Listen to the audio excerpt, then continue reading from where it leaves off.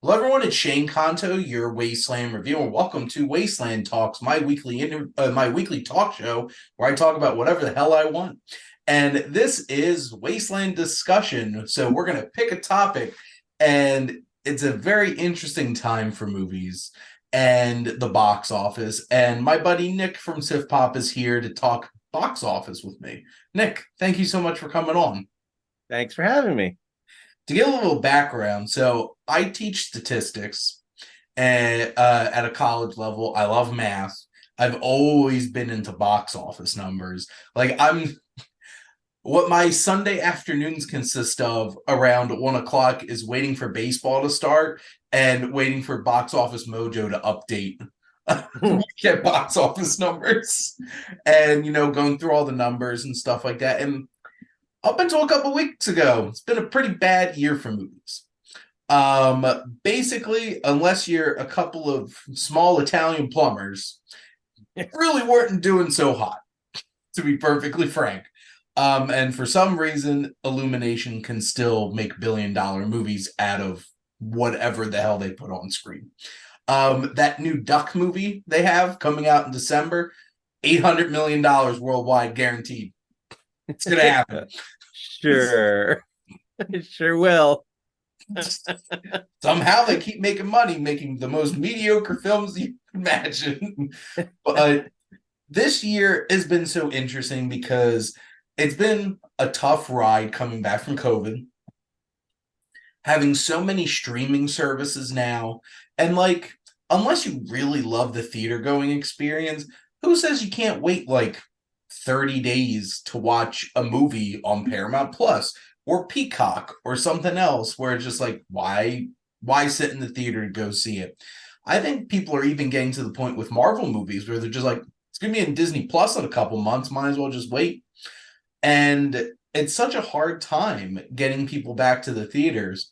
And it took one of the most miraculous events in the history of cinema to random movies that weren't randomly placed together.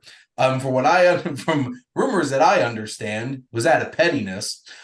Warner Brothers, Warner Brothers, like, we'll show Christopher Nolan, we'll bury his movie with Barbie, and then little did they know they actually helped Oppenheimer make more money. So, but that was literally the fourth largest weekend in the history of film, box office wise. And it didn't have a Star Wars movie. It didn't have a superhero movie. It had a Barbie movie and the creator of the atomic bomb. A 3-hour R-rated historical drama. Yes. The Key, directed by Christopher Nolan. Right. Which tells me, here's the thing. Tenet should never have been released when it got lucky that it came out during the pandemic. I think it would have done a lot more damage to Nolan had it not, because I think more eyes would have been on it and more people would have been upset by it. How much the pandemic might have affected, say, the sound design of being completed properly, I don't know if that's what he wanted to put out or if not, but Tenet is just such a weird one because it's so unlike him to put something out that's so almost incoherent. I mean, I enjoy it, but like it's just not up to the same. Like it's not like I got to put that one in and rewatch it 100 times. It's if I'm in the mood, maybe. I literally watched it at a drive-in in a harbor, and the screen was draped over shipping containers. Oh, jeez. So, like, I watched as Nolan intended. Exactly how Nolan intended. And then I went to see Oppenheimer on the largest IMAX screen imaginable on 70 millimeter print. So I literally did watch Oppenheimer exactly how Nolan intended. Yeah, you did. Oh my God. Cillian Murphy's face is so big. So big. So big. Yeah, that was an amazing experience. But thinking about how we haven't had an extremely healthy box office year since 2019, which, boy, was that a year with Avengers Endgame coming out. And realistically, if it weren't for three films over the past couple of years, the box office would have been even worse. Because if it wasn't for Tom Cruise and Top Gun Maverick, Spider-Man, No Way Home, and Avatar, The Way of Water, things would have been so much worse than they actually were. And going into this year, there's a lot of potential. I remember people having conversations. How many billion-dollar movies are we going to get this year? Spoiler alert, two. Yeah. And two, and it looks like it's probably just going to be two. Unless they've got something secret hidden up their sleeves towards the end. Well, but no, even Dune, I can't imagine that's going to be $1 billion hit because the first even one if it didn't. Stays. So if that winds up getting pushed, then box offices you're just screwed. But it's so crazy to think about. Like potentially the only $1 billion movies we're going to get this year is a Barbie movie and a Super Mario Brothers movie made by Illumination. Yep. And here's the thing. Genius on Illumination's part, seeing as they put that movie out 4 months after the last animated movie for kids. And I'm sure you could attest to this a lot more than I can, having you have children. Yeah. But like, what the hell were parents supposed to do from December to April? It's not even been this year. In fact, I was talking to somebody at work how it seems like this summer is finally back to the way it used to be with kids movies during the summer. Last summer was abysmal. I couldn't take them to see any. There was like maybe 2 animated movies out. They both were trash. It was awful. And this year we've gotten so far.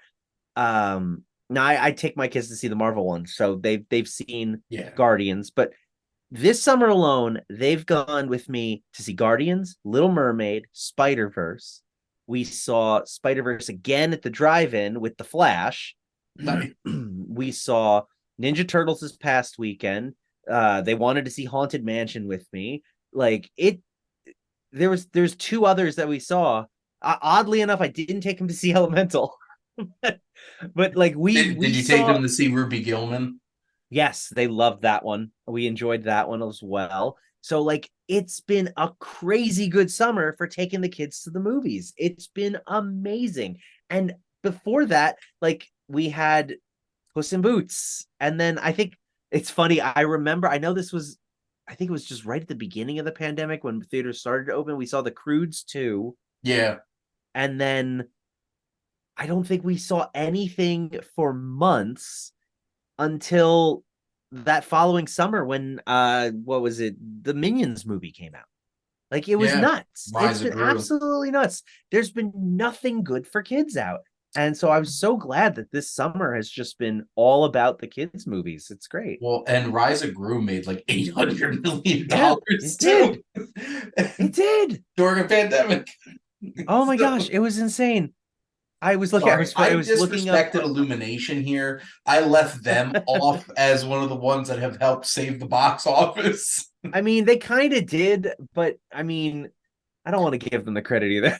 It's like if you combine they're not doing it the right way. Yeah, they're the kings of making films that are so mediocre and so middling, and that hit all 4 quadrants, bare minimum. That somehow between 2 movies they made $2 billion. It's insane. I mean, granted, the Minions are one thing because grandmas and aunts like taking the grandkids. Plus, there was that whole dress up as a minion, one of those minion invasion things. Oh my god! I think I went to go see Nope with a couple of my friends, and there is like dressed up 20-year-olds going to see the Minions movie. I'm like, what the shit is this? And my friend Joe had explained to me from Reddit what was going on. Funny enough, I also have a Minions Nope story.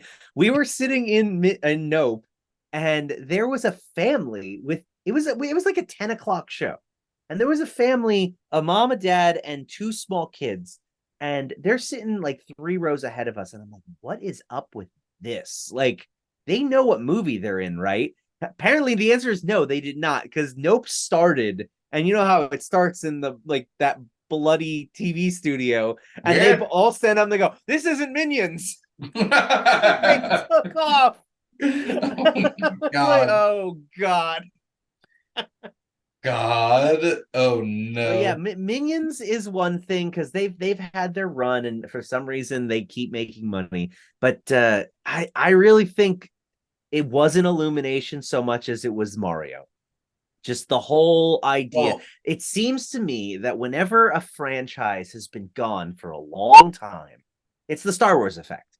It's gone for a long time, and now it's back, and it gets so many more eyes. Because if you look at most of the reviews, it was that was not a very good movie, but I had fun. So go see it. You'll love it. yeah, it's It exactly how wasn't I felt. it wasn't a thinker. It didn't do anything to push the limits of cinema. It was It the definitely breeziest didn't 90 minutes. deep dive into anything. Like everything was immediately resolved 30 seconds after it started. But it Yes. was but it was colorful. It was entertaining to a point. It had lots of music drops that the songs that people know and love. It had some Huge. zingy one-liners, and it had so many good callbacks to the games. Yes. And that is, I think, what really pushed it. Aside from the fact that it was the first movie that everyone could take their kids to, and moms and dads In go, "I know 4 months. Mario." Like it was the perfect time. It came out at Easter break, so everybody was off school. Like it was the perfect storm. And then because so many people saw it, it legged out for months because it had no competition. So Yeah. it was Zero it was the perfect competition. storm of perfect, which is exactly what happened with Barbie and Oppenheimer. That just the perfect storm. Everyone was so hyped for both that Mhm. it worked in everyone's favor. Well, and it's so interesting, which also, side note, I'm so waiting for the Oscars to roll around to have a dueling sing off between Jack Black and Ryan Gosling. And if Oh we my don't god. get that, If we don't get they that, sh- that's the Academy should be over. they should just can't. They should just close because No more. you had an opportunity to have Peaches and Whatever the I'm Ken just songs. Ken, Yeah. and you blew it. So it better happen. Oh my But gosh. both better be nominated for Best Original Song, I and hope so. it's basically Although gonna to be honest, I think that opening song, the song that opens the movie where Barbie's getting ready in the morning, Lizzo. I think that song is the one that should get the nom because it's just so self-aware, it's so poppy and fun, and I really love that. I mean, the Ken Think one is about great that. too. Yeah. I just really, really enjoyed that because just Lizzo was the perfect choice for that song. So I'm hoping it's that one. In a just world, the 5 nominations are Peaches, and then was it Pink, Dance the Night, I'm Yeah. Just Ken, and Why Was I Made? Is the Billie Eilish one? Well, they can only have 3 songs. That's the max, isn't it? They could change the rules for this because in a just world, that's exactly what we'd be getting. But I was legitimately concerned about the health of cinema at this point Yeah. because, like, Guardians at this Guardians should have been $1 billion movie. I don't think any of them have though. The Guardians movies, so like they No, the made Guardians some. movies all were pretty low. I mean, the first one especially, it did well. The second one, I think, got up to 600 worldwide, something Mhm. like that, 6 or 7. Because it was built off of the hype of the original, plus it came out right in the middle of their biggest phase. Mhm. So Guardians 2 did really well, especially where it was positioned. But I was surprised that 3 didn't do as well, and I do chalk that up to people are still not 100% back on the pandemic. Disney has 100% trained them that Disney Plus is going to have this by the end of the summer, which my friend is a perfect example. He literally stopped going. He used to go to every Marvel movie with me, and he stopped like 2 years ago. It's going to be on Disney Plus. I'll just wait. So like he doesn't my want to go to brother the theater does. anymore. Yeah, people who don't want to go to the theater, people who are not theater rats like we are, they just are completely done with Disney because Disney has trained them so well. It's going to be out. Why do I need to go to the theater? I can just watch it at home. Especially their animated movies at this point. Yeah. Especially Pixar. Pixar especially, which I'm so glad we could roll that into Elemental. Elemental was pronounced dead on arrival the week it came out. It came out against The Flash. Both movies did abysmal their opening weekend. Everyone looked at it and went like, yay. Like Elemental was, if I remember correctly, it was the second lowest opening for a Pixar movie of all time. And they were including the dinosaur. And well, they were including Turning Red in that. And I'm like, Turning Red didn't even get a theatrical release. That's not fair. No. It opened in like one theater on the other side of the country, and that was it. So like it opened lower than that. And I'm like, oh my goodness, that's really bad. And personally, I didn't really love the movie. I thought it looked beautiful, but I was very disappointed with how it just wasn't willing to go as deep as a lot of Pixar movies is. I'm like, it didn't make me cry like Pixar movies are supposed to, so I don't like it. But I've been trained to cry, and you didn't. Yeah, didn't like, deliver. You didn't make me feel the emotions I was supposed to feel. But I didn't take the kids to see it as a result. I got an evening off, so I went and I saw it on my own, and I was like, oh, I'm not going to take the kids. I don't think they're going to like this because it wasn't as kid focused or oriented. It wasn't very funny. It was an all right movie. Yeah. So I'm just like, well, that's it for Pixar at this point. I don't think they're ever going to recover from this. And it has legged out so fantastically to be in the top 10 of the summer box office right now is insane. If you had told me this the week after it came out, I'd be like, never. That's it. My box office pick of Elemental was a stupid one. I shouldn't have put it in the list. And here it is at number 10. And it could get up to at least Transformers if it plays its cards right, because Transformers just dropped on Paramount Plus, so its run is officially over. Yeah, it fell off a cliff. A handful of movies fell off cliffs this weekend. What was crazy was I think the top 9 movies made at least $6 million this weekend, and just like that's great news. It is. As of recording here, we're recording on August 8th, so like the most recent weekend that came out was Teenage Mutant Ninja Turtles, which did fine. Did all right. Yeah. Yeah. If it, in fact, I think if it didn't, because what the hell else? If Ninja Turtles hadn't opened on Wednesday, I believe it would have had one of the better open. It would have had the number 3 for the franchise. Like, so that's really good. And worldwide, it's already close to making back its initial budget before print and advertising. So this movie, if it legs out as well, like at the very least, there's not really any animated competition until September. So it should have a fairly What's coming out? Oh, Paw Patrol comes out at the end of September. Paw Patrol, Paw Patrol, Saw Patrol. It'll be the Saw Patrol weekend, the weekend that saves the box office in September.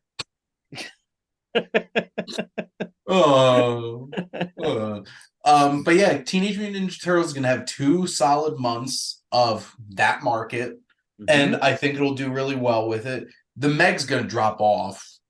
Most likely. And it's August. And well, you mentioned before The Flash, which I think is one of the most disappointing big releases in like the history of cinema at this point. It's so weird because people are pointing to Ezra as the reason that nobody went, and I'm like, it's like maybe people who know Ezra. I said so. I was down at the beach with my parents and my brother, and it was the week before The Flash came out, it was the week after. We had just seen it, and I said, "Are you guys going to see it?" And they're like, "No, why would we?" And I'm like, oh, because you usually go and see the DC or the superhero movies or Batman movies. And they're like, yeah, but they've all been really bad recently. So why would we? And I think that's it right there. the general public is done with DC, at least. It looks like they're getting annoyed with Marvel. Those who can't Yeah. differentiate are definitely done with both, but like It's nobody like wants to see it because they're not good. if it doesn't have Batman, This one did. well, it that's, wasn't. that's the crazy part. It was called The Flash. If it was called The Batman, which was an Featuring Flash. R-rated movie and made all that money, that's one Yeah. thing. But the thing is, like, this was The Flash, and I think people are just done with the DCEU, whatever the hell you want to call it. I agree. Because Blue Beetle, I just saw their projections jumped up from 12 million to 30 million opening weekend. Oh, that's good. Which is still shit. No, it's absolutely terrible. I can't believe. Oh my god. Which they did not do that movie any. They should, honestly, that's the movie that should have been pulled from the slate and moved to like December. Like they needed to get it away from the Flash as far as possible. Well, it was a Max original. Yeah. And they're like, well, we're gonna beef it up and throw it in theaters. And Aquaman's gonna make $0 because it's gonna be the next write-off. It really is. Every time someone brings up Aquaman, I go, oh, that's right, they are doing that, aren't they? Like he was the post-credit of the Flash, and I'm just like, why is Aquaman the post-credit scene of the and someone had to remind me because he's the next movie, and I'm like, oh, that's right. Which they already cut Michael Keaton, filmed stuff with Ben Affleck, cut him from the movie, and apparently James Wan, they canceled his Trench movie, which was supposed to be a Black Manta movie, so he's trying to shove Black Manta into it, and apparently just not working. And it's just like, I don't know what they're thinking. Should let it die and just close it up, give it some space. Let James Gunn make his Spider-Man movie. Not Spider-Man. I would love to see that too. I would too. I would take James Gunn in a heartbeat over John Watts. Oh my god. Anyway. At this point, James Gunn just needs to take over everything because he's the only one who seems to realize if you make characters and story as your priority, your movies will do well. What a surprise. Oh my gosh. That's a whole other conversation. Seriously. But like there's only a few directors at Marvel right now that feel like they're actually bringing something out of their projects in that way. But that Superman movie just needs to come out in like 2025. They need to take like 2024 and be like, relax. I'm almost wondering, should they take 2024 and 2025 off? Like, they could give it time. Because we said it earlier, look at what happens when something goes away for a while. You give people time to miss it. And then suddenly they realize they miss it. And they want to go see it, like, oh, a new Superman movie, which is going to kick off a new slate. Although that might be the thing that kills it too, because I think people are starting to get tired of this new slate of shared universes. Like, I love them so much. I'm tired of everyone trying it and ruining the good ones the good one that we have. Yeah, like the good one. The good one, all one of them. But like, done it correctly. Here's the thing: Marvel's disappointing. I think they seriously overestimated nostalgia on Indiana Jones. Yeah, they did. And that movie should have been like $150 million budget, not $290. Yeah, well, I mean, again, that was a pandemic reshoot nonsense. They filmed during the pandemic. They had to cut and stop and start. Like, that Mission Impossible got screwed over because of that. They're both $290 million movies that should not have been $290 million movies. You set them up that they cannot possibly make that money back. Because that was the thing. Mission Impossible's never been that giant of a budget. It's always been modest. And also Mission Impossible's never really been a huge box office earner. I think they just assumed after Top Gun Maverick that anything Tom Cruise was in was going to be and that it's really funny you say that because that's exactly why I had Mission Impossible at the top of my Summer Sum game for SiftPop list because Mhm. it was the biggest movie last year, Top Gun. And what was Top Gun if not a Mission Impossible movie persisting? Like it had everything. It is Tom Cruise with a group of characters who are kind of misfits who are trying to stop a villain of some sort from doing a thing in Always some kind of nondescript. stunt defying thing. Yeah, nondescript villain doing and then there's some kind of cool stunt. Like Yep. that's Mission Impossible since Ghost Protocol in 2011. And Yep. every movie since Ghost Protocol has been an A+ in this series. It Yep. is insane to me that the general public still looks at Mission Impossible movies and says, they're a dime a dozen. I don't need to go see that. And I'm blown away by just random. I had an argument with my wife the other day, and she's like, "Who cares about Mission Impossible?" I'm like, "Why does no one care about Mission Impossible?" And people in my office are all the same. They're like, "I don't want to see Mission Impossible." I'm like, "But you just said you love Top Gun." Yeah, but it's different. I'm like, "It is the same movie." Like, It's this one's in jets and this one's on a train. I don't, we're splitting. Why are we splitting hairs here? it's one of those things where like John Wick and Mission Impossible are the action franchises. Right? And one of them seems to be turning a page, but chapter 4 made a lot of money.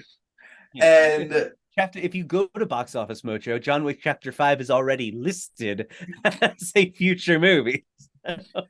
well, here's the thing, it's going to be some kind of John Wick related movie. We're already getting the ballerina. And that's just going to keep growing. Obviously, we have at least one more Mission Impossible movie because we still need part 2. That's one of the biggest things I think that went against it. They should have just called it Dead Reckoning And and that's called the another, next yeah. movie a different movie. What happens if it's not part 1? Like people keep saying, like I walked out of Spider-Verse and a random guy is like, "Hey, did you know it was going to be a part 1?" Because he heard us over talking, and I said, "I did." But I also have been following this since they announced it. And so he's like, "I had no idea this was going to be a cliffhanger ending and there was going to be a sequel." So like that really apparently annoyed a lot of people. And then Fast X was just a month prior or 2 weeks prior, and it did the exact same thing. And people weren't thrilled when Dune did it. So like you gotta think, don't put the part 1 in there, man. And I respect him for trying. Like I'm going to be upfront with it and let you all know now. And I think that was also a bad idea. Well, and here's the thing. I love Mission Impossible, and if you really think about it, Rogue Nation and Fallout are closely related movies. They have the same villain. They do. They didn't name it Rogue Nation Part 1 and Rogue Nation Part 2. And obviously, I think this story is a little bit more interconnected. They should never have called it Dead Reckoning Part 1. Yeah. Lesson out there. Idea. Yeah, don't seriously. do shit like that. I think I want to say that Mission Impossible is probably going to go down as the biggest box office disappointment of the year. Like, I don't think anything else could compare to it because it's a movie that should have, especially with how much advertising they pumped into it leading up to it. Like they really wanted ads people during the trailers sitting there to watch the movie. The stunt, man, they really showed that stunt 100 times. I saw that stunt as far back as Avatar when we saw Avatar in IMAX. They were like, here's the filming behind the scenes of this stunt. It's gonna be awesome. Come see our movie. Maybe they overdid it. People were just like, well, tired of it. Well, I saw the stunt. I don't need to go see the movie now. Yeah. It's possible. But yeah, the Mission Impossible they should have moved it. Honestly, I know they had already 100%. moved it several times, but the second that they realized that Barbie and Oppenheimer were starting to pick up steam, they should have jumped to October. And now with Sony moving its entire slate about, like October's pretty much empty. There's nothing there until Dune, which is what, November 3rd? Yeah. So, or the 8th, 10th. So Mission Impossible would have had all the premium screen formats, for 100%. an That entire killed it. 6-week run. And instead, it had it for 1 week. It lost about 800 theaters that first week to Barbie. With all the Dolbys in my area got Barbie, and all the Yeah. IMAXs got Oppenheimer. And then the very next week, all the Dolbys then, because of Disney, got the Haunted Mansion, and Oppenheimer has IMAX on lock for 5 weeks. So They just got an like, extension. and they just got an extension.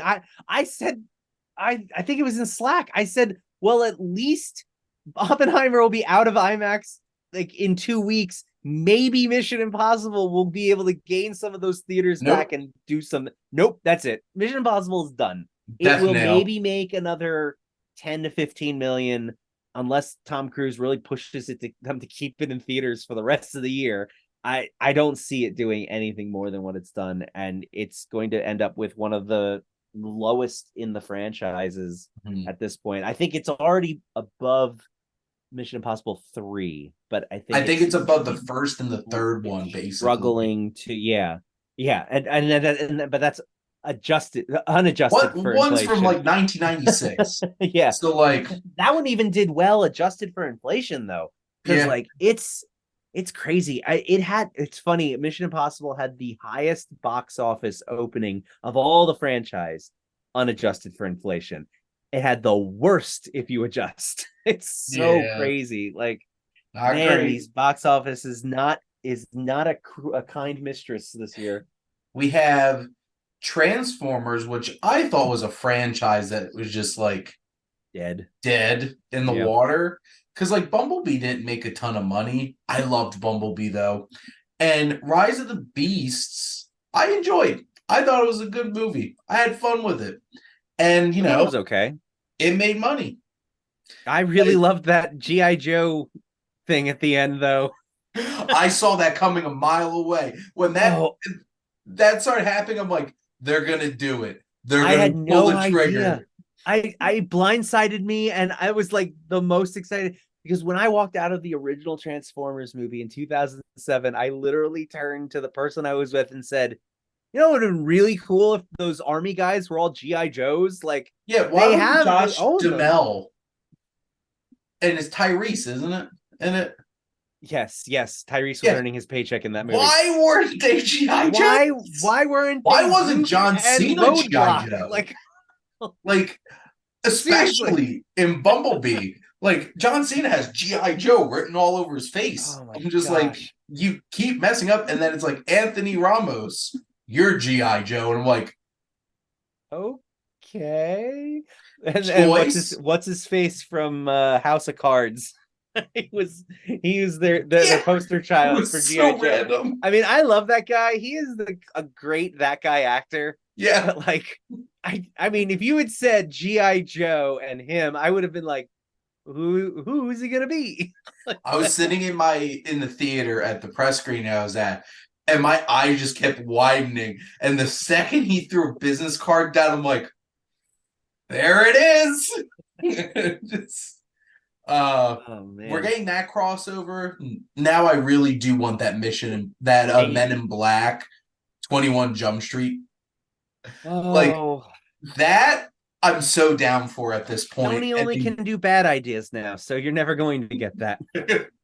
No, I only get Craven, who loves animals, got his powers from lion's blood, a radioactive lion, and doesn't have a Russian accent. No. Why would he? I'm excited for that movie is Russell Crowe. And the only reason I'm excited for that movie is because they might actually make an Amazing Spider-Man 3 with Andrew Garfield and put him in that universe and say, here's your Spider-Man Sony side. Like, I still want a Gerard Butler as Craven. That would be good. That's all I wanted. Law-abiding Craven. Or Hugh Jackman. I felt like that would be fun. I felt like Gerard Butler was more realistic. It's so funny that Morbius and Craven are the first two that they picked. Like, I'm literally and Madam Web. If you had asked me, what are the 3 Spider-Man villains you hope to never see show up in live action? Morbius and Craven were definitely the top 2 on the list. I highly disagree about Craven because I want. Well, that's the thing. I don't want a Craven movie.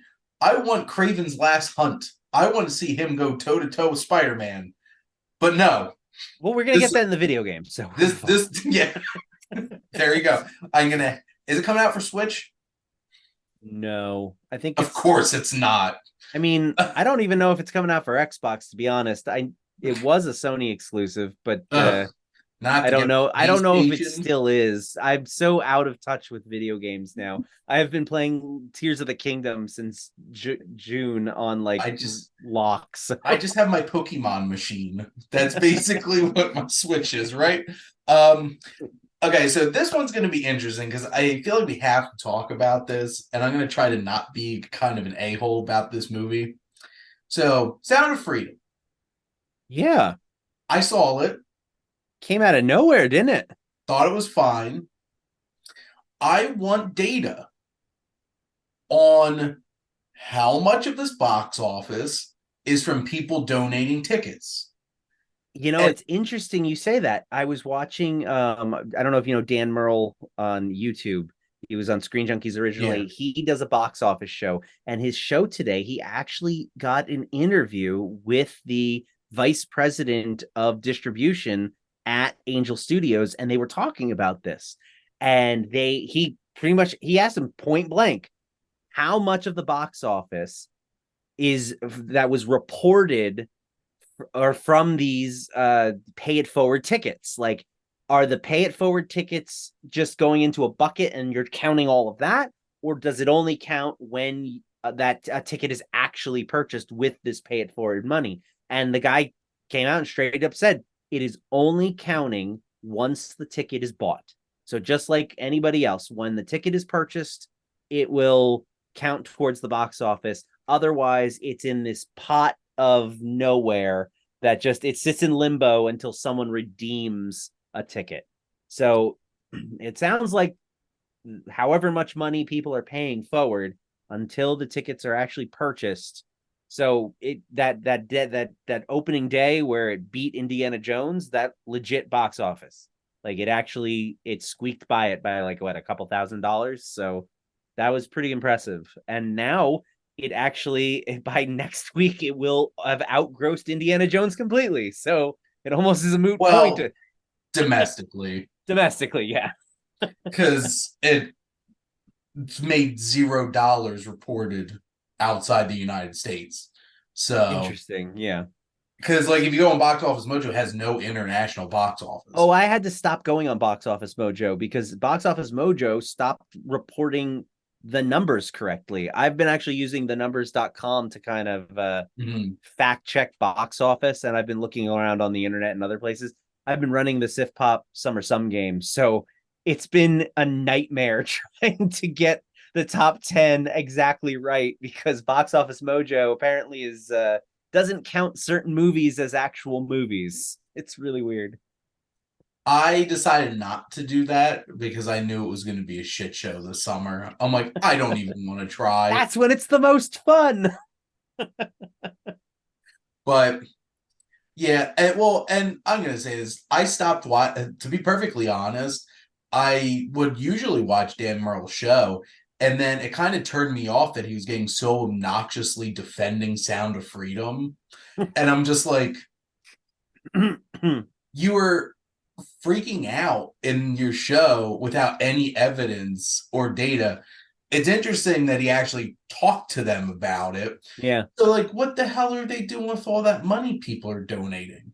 Well, that's just that is the question. If the movie leaves theaters and there's still money in the pay it forward bucket, what happens? According to Dan, on the terms of service, it says whatever isn't used, if your money isn't used, it just goes towards the studio and can be used at any point for anything. There will be no refunds. So yeah, I mean, it sounds like a pretty sweet deal for Angel Studios either way. That's so sketchy.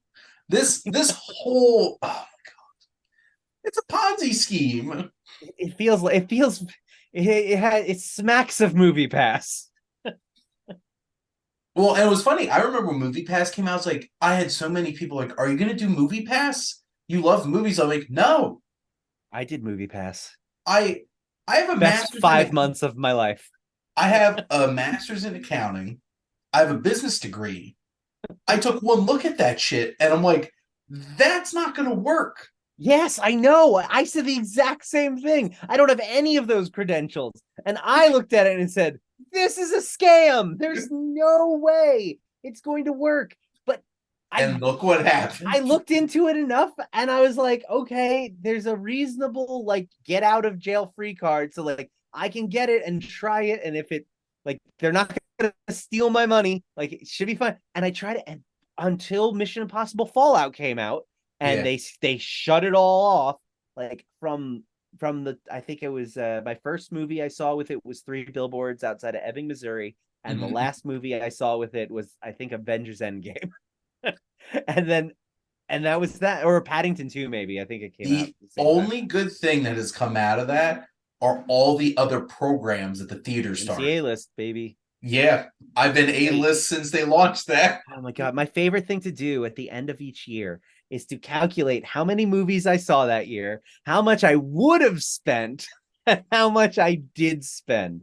And then I take how much money I spent on all my kids and my wife to go see movies, and then I subtract that number and I show my wife, I go, and this is how much money we saved. There you go. It's my favorite thing. I love it.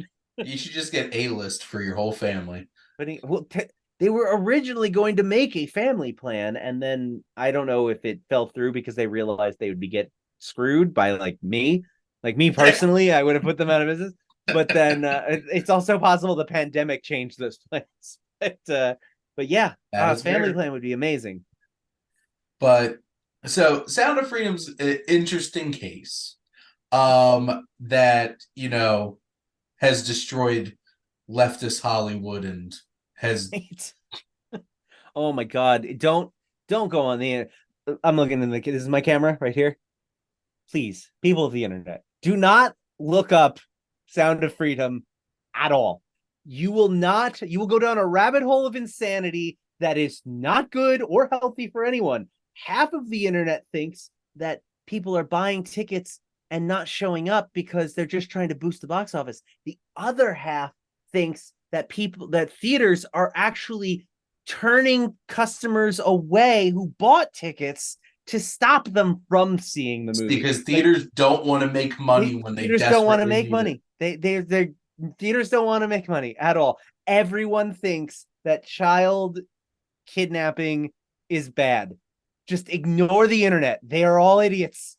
Did it take a movie to convince people that child trafficking was a bad thing and needs to be stopped? Well, I mean, I think a lot of it is the fact that people don't realize just how bad it is in certain parts of the country and all over. Like, we are constantly, I had to yell at my kid in Costco the one day because she walked off behind a rack. And I don't know if you've ever been to a Costco. It's huge. Everything is high. Yeah, it's huge. Everything's super high. You walk around a corner. If someone grabs you, I'm never going to find you again. Like, it's that kind of crap that scares the crap out of us. So, you know, you got to be careful as a parent, especially. But like, this shit can happen anywhere and you just don't want it to. So like, it's good that a movie is getting the information out there. And I think that's as much as we need to really say about the topic. True. So we have our audience is finally turning on Disney for just remaking all their movies over again. I think this is it for Disney. I mean, I say that, but at the same time, it's not. Like, they're still going to make Lilo and Stitch. They're still going to make Hercules. They're still, all they have is remakes. Like, what happened? So I was listening to the Delta Flyers podcast. It's a Star Trek Voyager. And they had a couple of the strike leaders on, Michelle Hurd, Armin Shimmerman, both Star Trek actors, both very involved with their local branches of striking of the unions. And they were discussing how back like 50 years ago, it was studios were being ran by people who wanted to make art. who wanted to make movies, who loved movies. They may not have been the best people in the world. They may have been greedy, but they wanted to make something. Now movies are being made by shareholders. It's shareholders and businesses and people who invest. And it's these investors that are the ones deciding what gets made and what doesn't get made and what should be, too big of a risk and what's not too big of a risk. And Disney is one of the biggest culprits of this. They are literally a board of directors by a bunch of million and billionaires, and all the investors that exist, all the people who pay thousands of dollars to have a say in what they do. And they're taking away the ability for these artists to make something fun. Like, gone are the days where Jerry Bruckheimer gets to build real pirate ships on an ocean and actually turn a classic Disney ride into a huge blockbuster, amazing movie. Like, that just doesn't happen anymore. Haunted Mansion is nothing compared to the Pirates of the Caribbean movie. It's really just depressing. Like, that should be $1 million idea. I'm sorry. It was $1 million idea. That's about as much as they made. It should be $1 billion idea. The Haunted Mansion being a movie. They tried it in 2003 and it didn't work. Sure, maybe back then even they still had problems, but like, I don't see why this one, like, they knew what not to do. How did you figure out something else not to do instead of what to do? Like, and then Jungle Cruise last year, you've got all the remakes. It's just, I'm getting real tired of Disney saying, hey, we're making this movie and it's based on something you already know. Like, they should be banned. No more of that. New ideas only. It's legitimately getting to me, and that's saying something, because like, I've been such a staunch defender of Marvel for so long. Me too. And I thought Quantumania was weird and fun. And then I watched Guardians 3 and realized there's a big difference really here. Yeah. I rewatched Ant-Man 2 twice now. I've seen it 3 times total. Every time I watch it, it gets worse. And it just depresses me so much, because Ant-Man 2 was my favorite, one of my favorites. I have it uncharacteristically high. Like, everyone looks at me and go, why is Ant-Man 2 in your top 10? I'm like, because it was amazing. But Ant-Man 3 was just not that. And I don't know. It definitely, like, I'm a staunch defender. I even wrote an article for SiftPop and how compared how phase 4 and phase 1 look almost identical in terms of quality. Like, there was, if you look at phase 1, there's one awesome movie, 2 really good movies, and 2 meh movies. And that's really what we got with phase 4. Like, 1 awesome, 2 really good, and then a bunch of meh. And the only difference is there's just more. There's just more things coming out now. And then all the TV shows. And all the TV shows and which everything have else. Mostly been... Other than, well, no, because I can't even say that, because it's about half and half. If you look at my rankings of, at least my personal rankings, if you take all the TV shows and mix them in with the movies, half of them are in the top 50% and half of them are in the bottom 50%. Like, it's funny. It's so crazy how they're shooting 50-50. God flips a coin. They have 3 media right now of producing Marvel content, and the only one that's consistent is, the 2 special presentations, which were both a lot of fun. Oh my God, me and a friend of mine, we keep talking about how amazing those 2 were and how that's what they need to do. They need to just do special presentations. No more of this 6-episode nonsense. Just introduce some characters, do some special 1-hour special, introduce a few guys, make it a fun little romp, like a quick one-shot, and that would be amazing. And then just like a couple months ago, they said, we're probably going to be getting away from the special presentations. Yeah. I want my Ted oh my pop goodness. vinyl swamp. Swamp Thing or Man Thing, I think he's called Oh, in it's Man. Marvel. Yes, yeah, Man Man Thing is the his name's Ted. It's That's Ted. It's Ted. yeah, I want to get Ted. I Looks I great. just I really wish can you imagine if leading up to when they finally announce X-Men, which they haven't done because I think they have no idea what they want to do with it. But when they finally announce X-Men, wouldn't it be so much better if they had over the course of 2 years, maybe like 4 or 5 one-shot episode, like hour-long things where each of the core X-Men team gets their own little mini thing. And then boom, on the big screen, this is the team coming together. It'd be cool. It I would like be that. super cool. Like it would be Isn't fun. It that wouldn't require a lot of investment. It would just be pop isn't here it and there. odd that there'd be like there's actual series, but they're basically just doing that with the Mandalorian. They're all gonna converge in their movie. Yeah, well, I don't know what they're doing with the Mandalorian. I couldn't have been more disappointed with this last season of that, but I feel like I'm the only that's a human show for another being that time. I enjoyed the third season of The Mandalorian. Really? Yeah, Oh, it was okay. fun. I enjoyed it. And I started getting really pissed off at people who kept complaining about celebrity cameos and stuff like that. Oh, that didn't bother me. In fact, that was probably one of my favorite episodes. I'm like, I Jack thought they Black's were an great. actual actor. Do you all know this? He does do acting. He doesn't just sing Peaches. I promise. Like, yeah, like he's been acting since like the early 90s. I saw him in Neverending Story 3. I saw Except him for in Brink, the made-for-Disney TV movie. it's like, I don't know.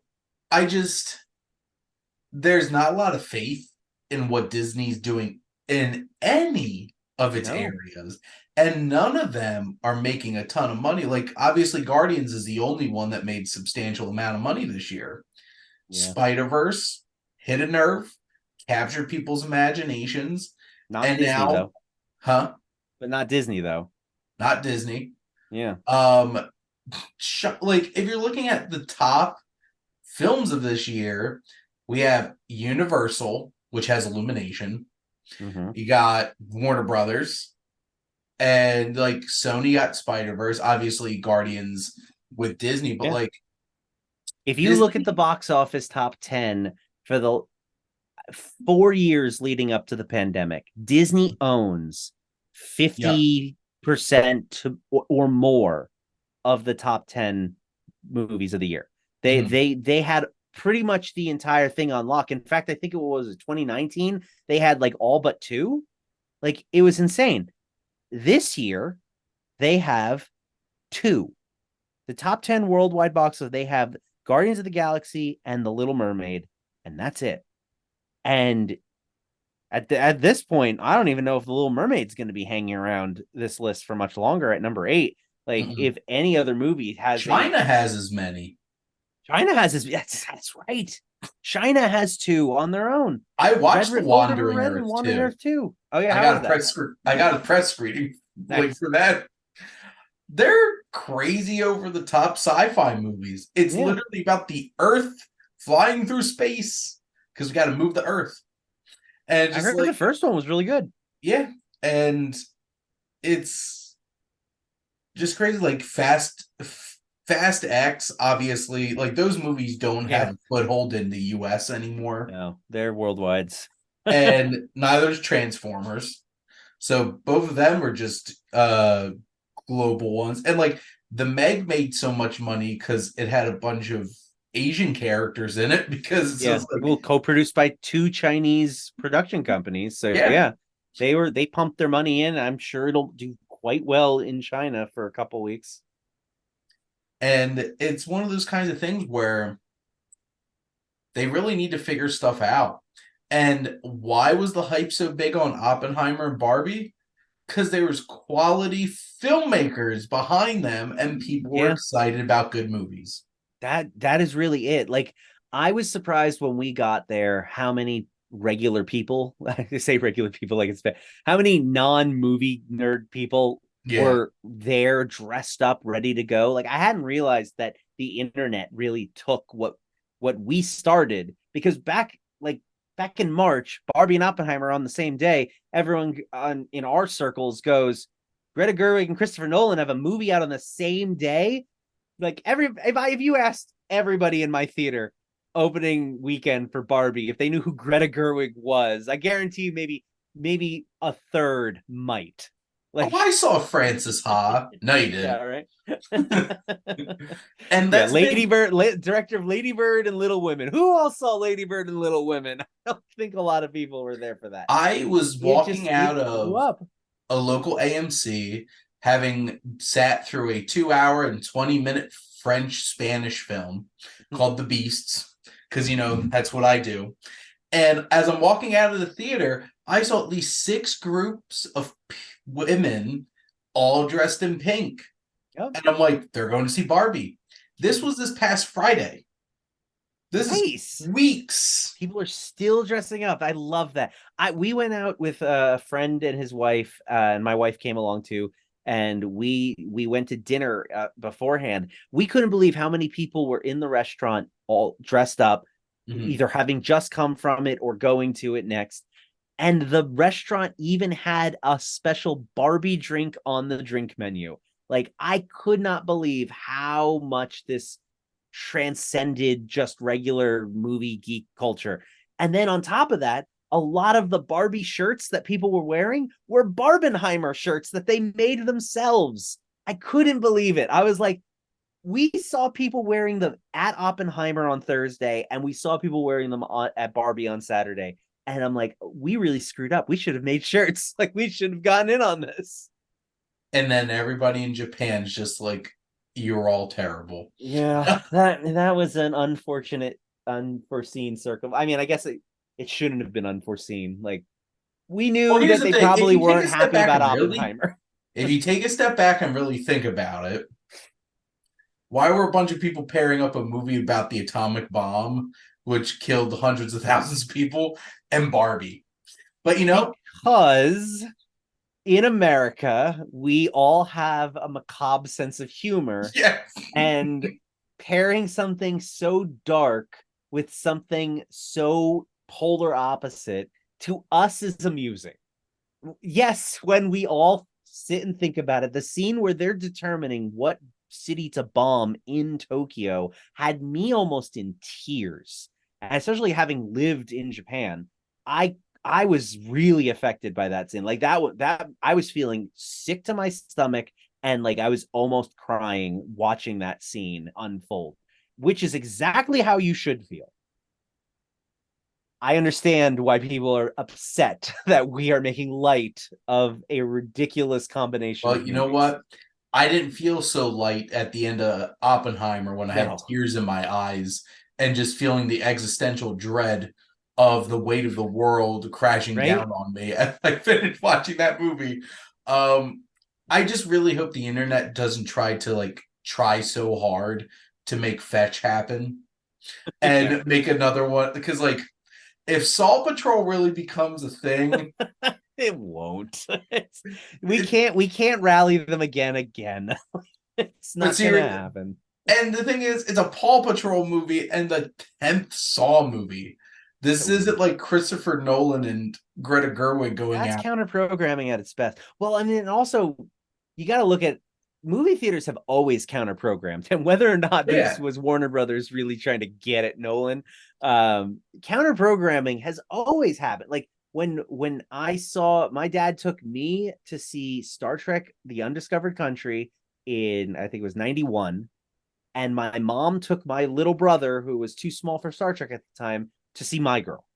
It was a weekend where dads went to see Star Trek, moms went to see My Girl, and it's always been like that. Yeah. It's just, I think really what happened here was that the mainstream movie film Twitter got really into the fact that it was this time it wasn't just two counter-programmed movies, it was two auteurs making their big movie of the year. And, we were always going to see both. Like, there was never a question in our minds. The fact that we convinced everyone else to see both is pretty cool. I'm just waiting for Hunger Trolls for my birthday weekend, because get a new Hunger Games movie and a new Trolls movie. Oh boy. It's it's the rest of this year is going to be interesting, and moving forward is going to be interesting, because I don't think any film's guaranteed anymore to make a ton of money. No, I it bet. really I isn't. guess Christopher Nolan's the only director out there that's guaranteed to make money. Scorsese's not. And that's Spielberg's not. Nolan. I going into this month, if you had told me that Oppenheimer just tanked at the box office, I would have believed you.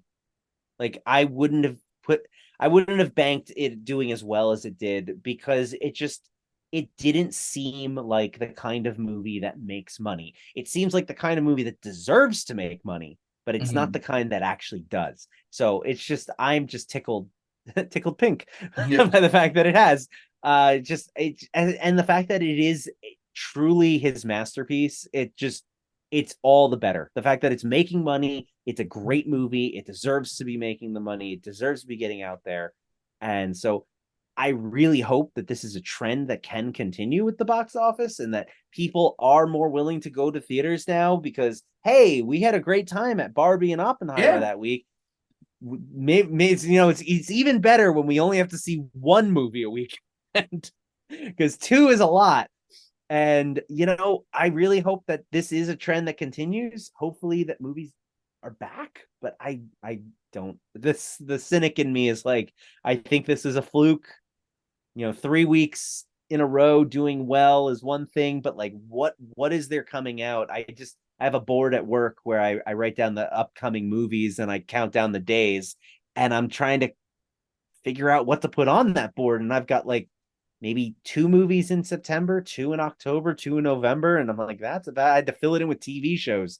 So the rest of this Yeah. year does not look promising. There's a few, but Like I don't know if August it's going to be enough to save specifically, any box offices. the last voyage of Demeter, I can't imagine crushing at the box office. We already talked about Blue Beetle not tracking Yeah. high the last weekend. Well, and we also have Strays. I don't know how that's gonna do. A If lot of it's angry funny, parents, angry grandparents taking their 4-year-olds to see Strays. I'm taking my grandkid to see the dog movie. Talking dog movie. Um, and what the last weekend is Bottoms. Equalizer. Oh, that's September. Uh, Oh, I guess technically, yeah. we It's got Bottoms. the last at the end of the last week of August starts September weekend. So Well, yeah. yeah, because we have Liam Neeson's Retribution. Yeah, I Uh, heard about that. so it's like, what's gonna make It's not a money? lot. August and September, end of August, beginning of September, they're usually a dumping ground. They don't put anything there. Although I mean, a few years ago we got Shang-Chi, but we were still kind of Well, that out was of because of the the pandemic. that was the That a Marvel pandemic. movie would not open Labor Day weekend. No. But that was one of those spikes in the box though. That Shang-Chi was one of those rare. It had a great opening for post-pandemic, and it had Mhm. great legs. Like it really did well. Like I was so pleased that movie was performing, especially after the 2 years of nothing that we had. So it was a good start to, but then just kind of pittered. I just accidentally brought up Box Office Mojo. I was trying to bring up first showing to look at the schedule. It looks like this Monday was the first day Barbie did not make $10 million. Wow. It made nine something. 9. Yeah. Yeah.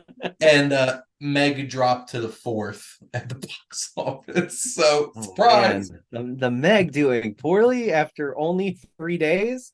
I never would have thought. Never would have thought. But like, I don't know, like August is not looking great. And then September got the Equalizer 3. And then the next weekend, my Big Fat Greek Wedding 3. Such a mistitled movie. Like, I mean, I know that like American Reunion, like American Pie series already did the whole like my Big Fat Greek Reunion. That's or my Big Fat Greek Vacation. It's right there. No one is getting married in this movie. I didn't even watch a trailer or anything, so I didn't know that or not. Also, The Sounds like Nun they're 2 going to comes out Italy that for like a big weekend. family vacation. Then Camp Hideout and A Haunting in Venice. Oh, that's right. The Haunting in Venice. If that doesn't get delayed, I'm actually really looking forward to That that looks one. legitimately It creepy, does. creepy. I Um, before I knew it was Poirot, that trailer was like, ooh, this is kind of spooky. I don't know if I want to see this. and then we have Dumb Money and Expend Forbles, which I'm taking my mom for her birthday. I'm so surprised that's only the fourth one. Are we sure that's not the fifth one? It's because the last one bombed at the box office because it leaked online beforehand. Oh, that's right. I forgot about that. That came out in 2014. So it's been almost 10 years. Yeah, Insane. crazy. The Creator, The Kill Room, Paw Patrol, the Mighty Movie, and Saw 10. The Creator looks very good. That one looks. I'm almost concerned about that one because I feel like they showed too much of the trailer. There's an element of this feels like it should have been a streaming movie to it, but like at the same time, like they're really pumping out the creator of the director of Rogue One, and I'm like, there should be an asterisk that says until Tony Gilroy came in and finished the movie, but sure. October, The Exorcist Believer. Yeah, that did you first hear about that in the Oppenheimer theater? Like me? No, well, no. The thing is, I knew that David Gordon Green and Danny McBride were doing Oh, what see, they I did to didn't know. Halloween to Exorcist, We had but no I didn't idea. know that was the trailer. And then I heard the piano. I'm like, Yeah. oh, We were like, and, wait. So is it a sequel? And then we're like yeah. on our phones, we're like trying to watch the trailer and like pull up our phones, like, is it a sequel? And then It's a Ellen sequel. Bernstein popped up, and it's just Yeah. like, oh shit. Holy crap. Um, So weird. Killers of the Flower Moon, which Yep, like that was the big October one.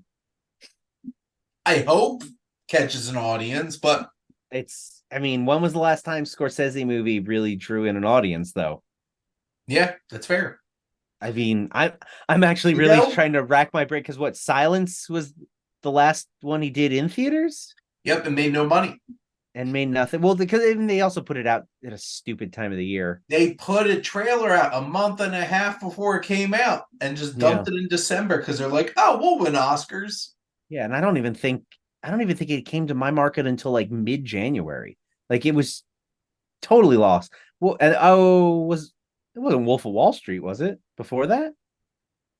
Yeah, So that one did all right, from what I that made understand. money. But that one, those trailers, that was big. That was a Yeah. big movie. People wanted to see that because it had all that energy. Killers of the Flower Moon does not have the same vibe or energy that Wolf of Wall Street did. So I can't see it doing My that. favorite trailer in the past couple of years is that Killers of the Flower Moon trailer, the most recent one. And watching that before Oppenheimer was an experience. I got more goosebumps from that than the Dune trailer. Oh yeah, I've been Which trying to also that avoid the Dune trailer. well, you couldn't avoid the Dune trailer when it was like 10 No, like no, 70 I'm feet like tall. in my phone, like it's burning. And then how many people are gonna go see the 3 hour Five Nights at Freddy's movie? Because I've heard rumors that's apparently the runtime. That can't possibly be the It can't, can it? runtime. Oh God. November, we have Dune Part 2, The Holdovers, The Marvels. Marvels. Yeah. I'm just like I Wish. can't even handle the BS storm that's gonna swirl around that on IMDb. And God. I just want it to be so good. It looks fun, but like, I mean, I'm just right. Like, I just don't have faith anymore. And like, if you go back to like 3 past episodes of SiftPop that I was on, I am like defending the Marvel Cinematic Universe with my last breath. And now I'm sitting there, I'm going, I really hope it's good. But like, I'm starting to get concerned that without someone like James Gunn, like how, like the Russos even, like, there's no one there make it. Who's doing this one? Is it? Um, This is the girl who Nia DaCosta, DaCosta? the Yeah. the So Candyman. that my only concern is she's still so new as a director. Like that, Marvel's gonna push her around, and she's not gonna be able to I'm going to do what she shamelessly does all plug right. an article I wrote for guyatthemovies.com about how Marvel needs to fix itself and it needs to stop getting a bunch of young auteur directors and They then could not bully. giving them any voice. Yeah, they just bully them into following the rules because Yep. they're never gonna get a Scorsese because Scorsese's gonna look at them and go, "No, I'm not doing that."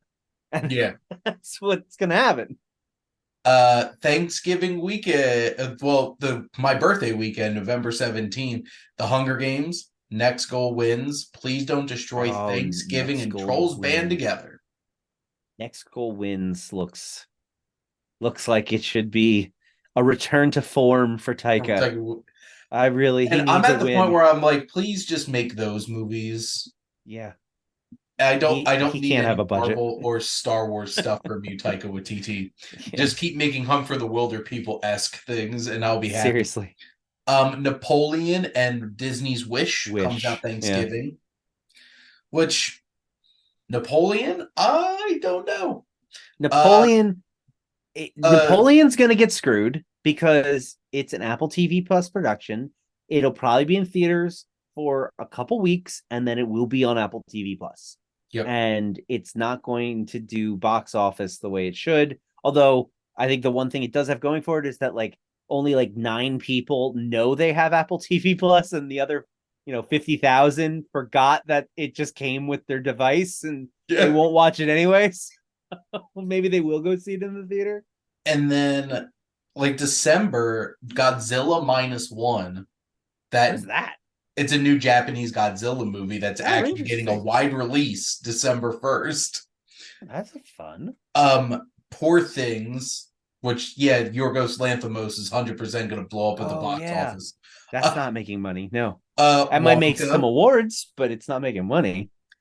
Wonka, can Wonka be the greatest showman for this season? It's being directed by the Paddington 2 guy. Yep. Which is a plus in its column. It sorely miscast Wonka, which is a negative for me. But it also has Oompa Loompa. Once I've started, I cannot stop. What? Yeah. Hugh Grant. Hugh Grant. There it is. It's got Oompa Loompa Hugh Grant, which is I'm a perfectly suitable size for an Oompa Loompa. Yeah. I was watching that trailer and I'm just like, this movie should be for me, and I'm just not digging this trailer at all. And then he showed up and I'm like, oh, I'm in. I'm going to see that day one. Like, no question. I don't know if this is actually getting any theatrical run at all, but Chicken Run Dawn of the Nugget. That'll be fun. I'm excited for that. I love Chicken It's definitely Run. Aardman? It is.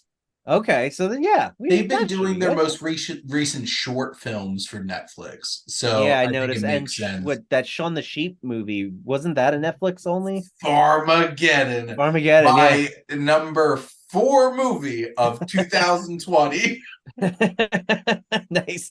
I watched that with the kids maybe about a year after it came out, and we had a blast. I was like, this has a lot of movie references. I love this. When we all did our SiftPop podcast recording of our top 5 movies, I had Wolf Walkers and Farmageddon my top 5. I'm like, come at me. Right.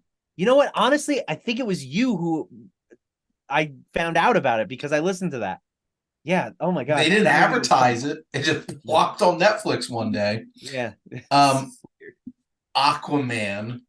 Yeah, sure. Okay. Migration.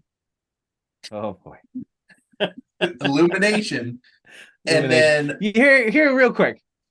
Why is that not the Duck Hunt movie? Like, Illumination, man. Rebrand it, baby. After Mario, you don't even need to change the movie. Just boom, slap it called Duck Hunt. Maybe animate the dog.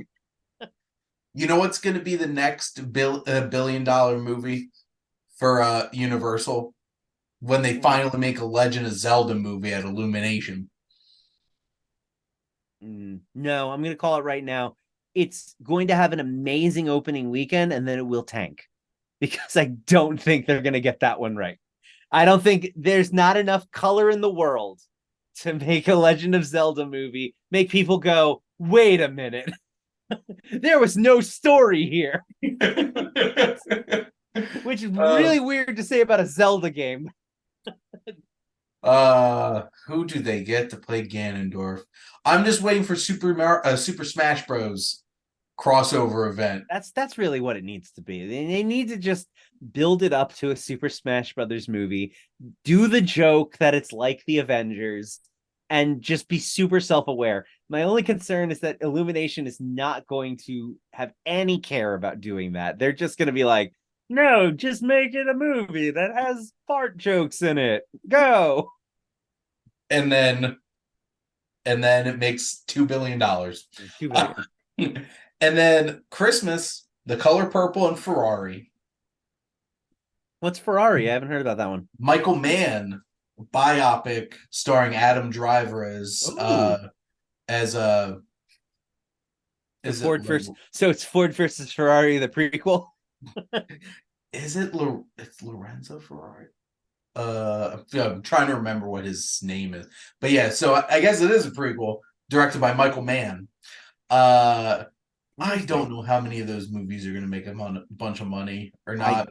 I'm just hoping that I'm sure the Marvels will have a great opening weekend because I mean, even right now, I think Ant-Man is still in the top 10 domestically, at least, for the year. So I'm sure the Marvels will make money. I'm sure Dune will make money because this time, at least, it's not going to be also on HBO Max at the same time. That was literally the only movie that Warner Brothers put out that year that I saw in a theater. I watched every single one of those other movies on HBO Max at the time because I'm like, my wife. It was that one and Suicide Squad for me. Yeah, I had to see Suicide Squad in the theater. It was that was a good theater experience because we were opening night. The theater was pretty crowded. Everyone had a blast. That one was fun. I couldn't skip that one. But yeah, that one and Dune, those are the only two I saw. I'm glad I didn't see The Matrix in theaters because I probably would have walked out within 10 minutes. Yeah, I watched that one at home. It was a good call on my part. Yeah.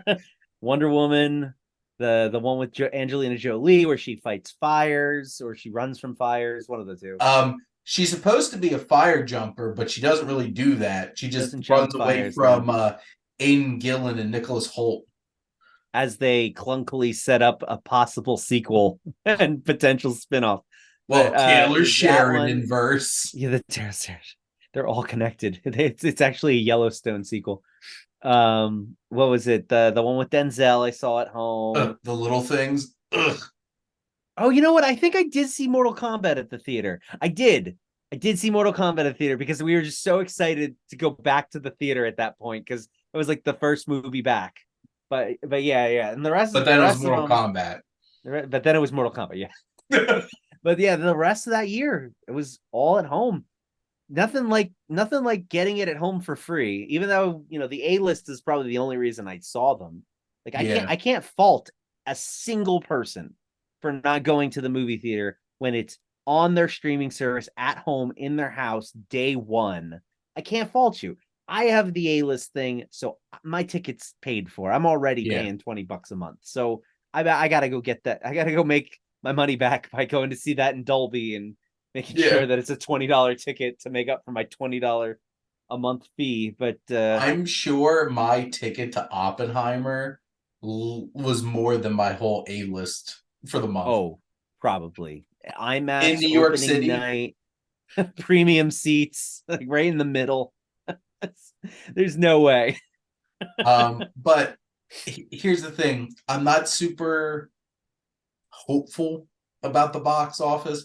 My only hope is that maybe we get to the point where most movies at least make a $30 million opening.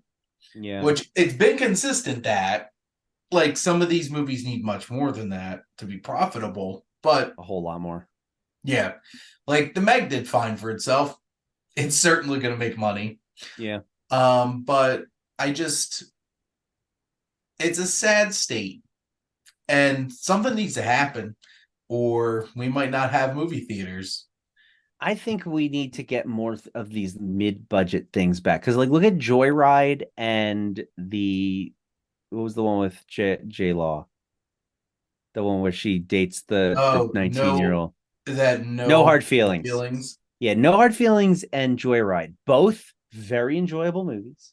Mm-hmm. Both of them not too great at the box office, but they didn't have a huge budget, so they should both come out on the positive side. They've had decent legs, although I think Joyride dropped off a little sooner than it should Yeah. have, because I think that one was the funnier movie, but like people are just not used to those movies. Like I think I put for No Hard Feelings in my letterbox review, like it's fun if you have nothing to do and you have an A-list sub. Otherwise, you will enjoy watching this on Netflix in October, no problem. Like, and that's what they've trained us to. Like, they need to do more of these comedies, more of these mid-budget things.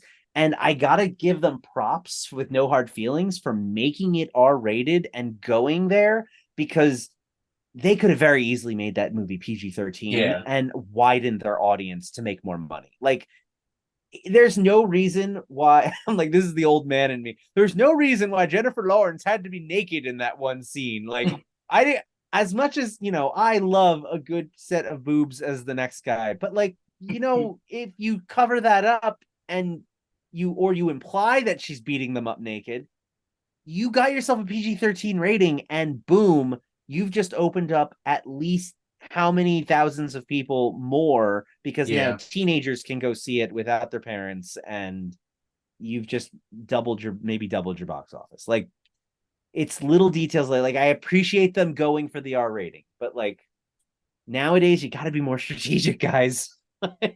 Well, it's that kind of thing where the middle class of films needs to come back. Mm-hmm. Because budget, I think the biggest issue with box office is budgets. That's what it is. Budgets are too insane, and you need to work on quality. Like, I know you want to make AI movies at some point, but don't have humans write movies that feel like they're made by AI. Yeah. Like, wait until a movie's done before putting it out too. Like that. Yeah. It's a wild idea. Like, stop holding the end, and that goes back to it's the shareholders thing. We promised our shareholders that we would have this movie out by this quarter of this year so that they can have their returns in and they can all make their bonuses by the end of the year. Like, God forbid we push a movie back 6 months because it's not ready. Like Titanic. Like, in 1999, Titanic was coming out in the summer and they pushed it to Christmas just like that because he didn't think it was ready. And James Cameron has that kind of pull. And I think more filmmakers should. Yeah. The Avatar sequel. Yeah. Because 10 years. Not gonna lie, this guy thought that it was gonna bomb because who would care? I was literally on the edge of the needle. I'm like, this could be the biggest disaster of all time, or it'll do exactly what the first one did. Like, and look what it did. It did exactly what the first one did. And honestly, I think this one was a better movie. I think it deserved it this time. I could not understand why the first one did as well as it did. But realistically, it was the 3D and the IMAX of it all that made it its money and made it a spectacle. And I love that about this one.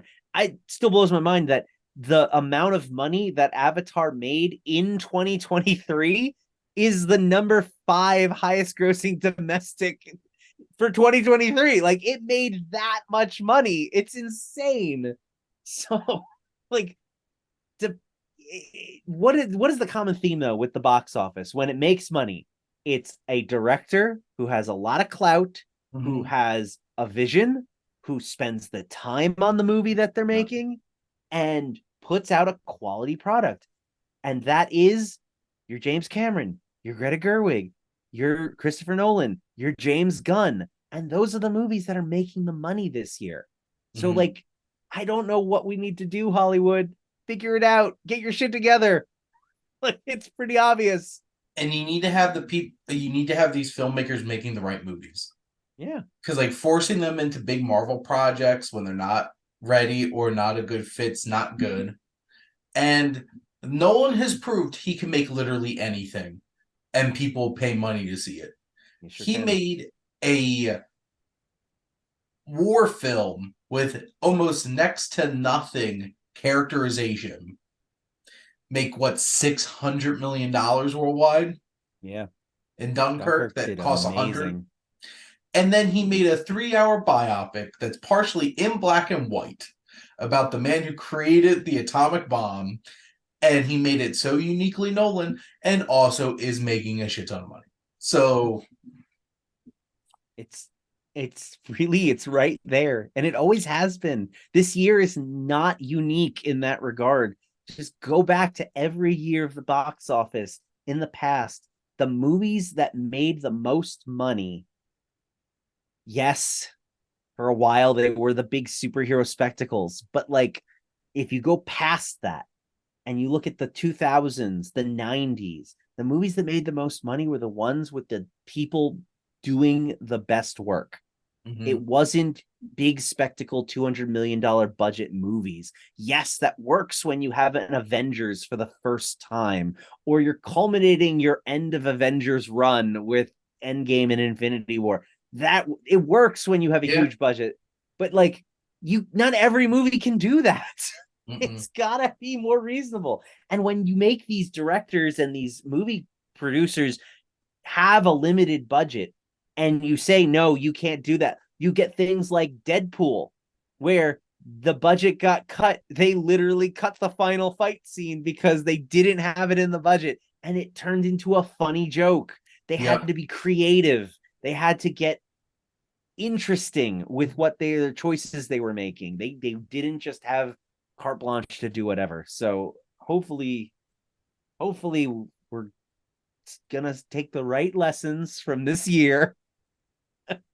We're not, because they're taking the Barbie cinematic universe. The BCU is coming, baby. We're getting a Ken spinoff directed by Noah Baumbach. It only makes sense. I would see that one. We're not getting that. We're not gonna get that at all. We're gonna get the Barbie's sister Stacy movie, and it's going to be exactly the opposite. We're already getting a Polly Pockets movie. Polly Pocket, Barney. Who else does Mattel own that they said they were pumping out? Hot Wheels. Isn't J.J. Abrams doing a Hot Wheels movie? It's interesting. It's I do like how the Barney movie is going to be starring Daniel Kaluuya and is going to be some kind of like Barney comes back and finds the kids. It's like Death to Smoochie, only maybe good. They're remaking Death to Smoochie. They forgot they made Death to Smoochie a decade ago, and they're doing it again. But this time it's with Barney because they have the I think IP that was now. 20 years ago. Oh, stop doing that to me. That's not nice. Time is a flat circle. My wife loves posting when you think about 10 years ago was the 80s, and then you realize 10 years ago was 2013. 10 years ago. My daughter's turning 11 this September. I'm not happy about this. Almost a teenager. Almost. Oh, yeah, almost. What kind of someone forgot to tell her that she had to wait. What kind of dad's Nick gonna be to a teenage daughter? An absent one. I'm moving out. I asked my wife, I go, can I leave when they all become teenagers? She goes, no. I go, what if I cheat on you? Will you kick me out? You're just gonna find Nick. How do I get out of this? At the movie theater. That's where you can find. But she's cute. She's cute though. She goes, when do I get to start going to the movies late at night with you and be your movie buddy? And I'm like, oh, okay.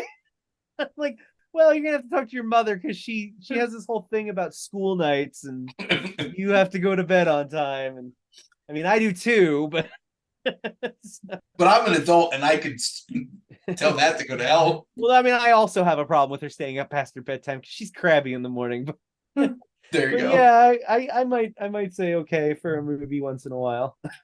Aw, yeah. That's sweet. It was. I just drag my wife to like all kinds of movies at this point. So Oh, my wife stopped after Swiss Army Man. Never again. I was like, I really need Barbie to go well this weekend. Like, Barbie needs to be on point, or she is never going to see a movie with me ever again. There you go. And it worked. It worked. But Nick, thank you so much for coming on and talking about the sad wasteland that is the box office. Always a pleasure. And thank all of you out there for always tuning in and supporting your Wasteland Reviewer.